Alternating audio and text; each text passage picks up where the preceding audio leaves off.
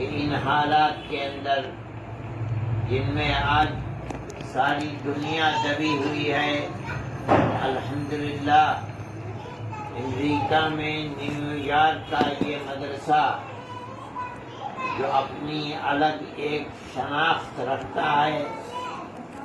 اور اللہ نے اس کو قبولیت سے نوازا ہے،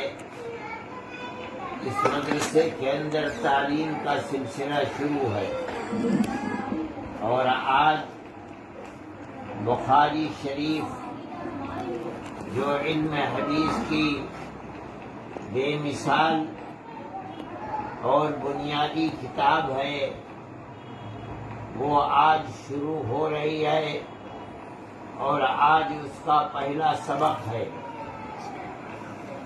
میں یہ سمجھتا ہوں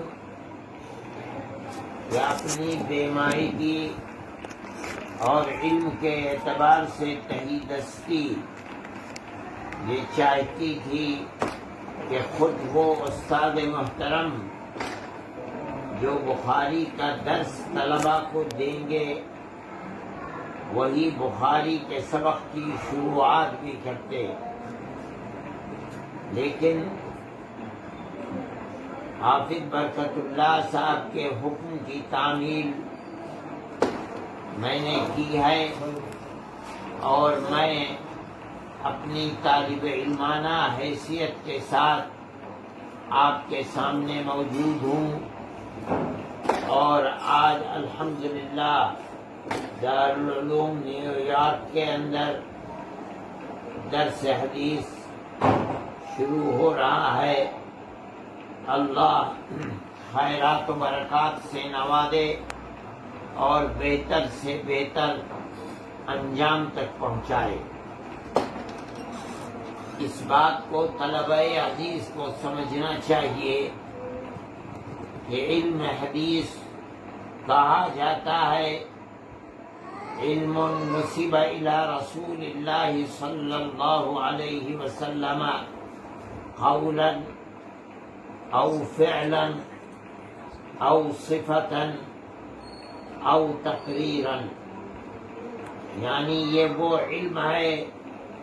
جس کی نسبت آقا نامدار سید الانبیاء والمرسلین حضرت محمد صلی اللہ علیہ وسلم کی طرف ہوتی ہے، یعنی اس اعتبار سے کہ آپ نے زبان سے فرمایا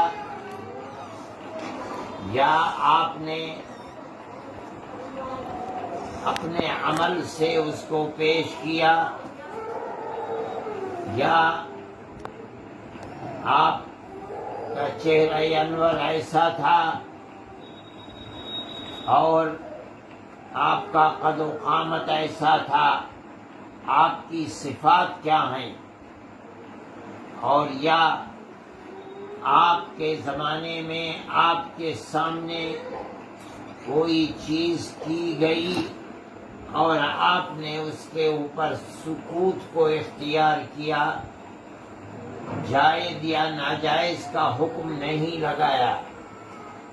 تو اس کو علم حدیث کہا جاتا ہے۔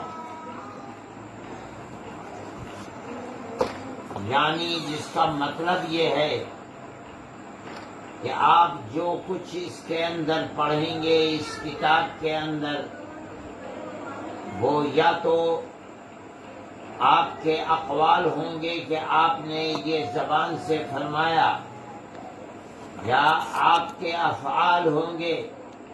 کہ آپ نے یہ عمل کیا، آپ نے نماز پڑھی، آپ نے سجدہ کیا، آپ نے رکوع کیا، آپ نے تہجد پڑھے، آپ نے جہاد فی سبیل اللہ کیا، کس طرح کیا، نماز کیسے پڑھی، روزہ کیسے رکھا، یا آپ کی صفات ہوں گی کہ آپ اس طرح چلتے تھے، اس طرح نوش فرماتے تھے، کھاتے تھے، اس طرح پیتے تھے،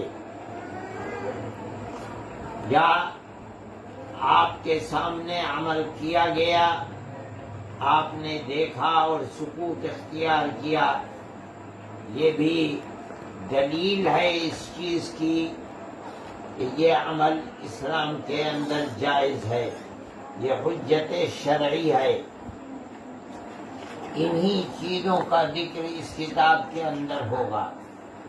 علم حدیث کی بہت سی کتابیں ہیں، آپ بھی اس کتاب کے ساتھ امام مسلم کی جمع کی ہوئی کتاب کو پڑھیں گے، ابو داؤد، امام ترمذی، امام نسائی، اور اسی طریقے پر موطا امام مالک، موطا امام محمد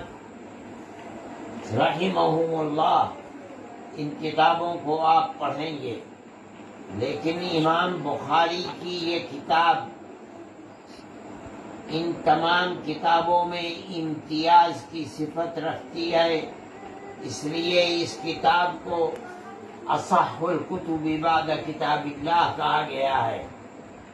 اللہ کی کتاب کے بعد یہ کتاب سب سے صحیح ترین کتاب ہے۔ جو روایات اس کے اندر آئی ہیں وہ جو اپنا درجہ رکھتی ہیں، عام طریقے پر دوسری کتابوں کے اندر احادیث جو جمع کی گئی ہیں ان کا یہ رتبہ نہیں ہے۔ اس لیے اس کتاب کے پڑھنے اور پڑھانے کی طرف اور کتابوں کے مقابلے میں خاص طریقے پر ہر زمانے میں توجہ زیادہ دی گئی ہے۔ صاحب کتاب نے اب آپ جب اس کتاب کو شروع کریں گے تو آپ کو محسوس ہوگا کہ سب سے پہلے جس روایت کو، جس چیز کو لا کر رکھا ہے وہ وحی سے متعلق چیز ہے۔ انا اوحینا الیک کما اوحینا الی نوح والنبیین من بعدہ۔ امام بخاری رحمۃ اللہ علیہ آپ حضرات کی توجہ اس طرف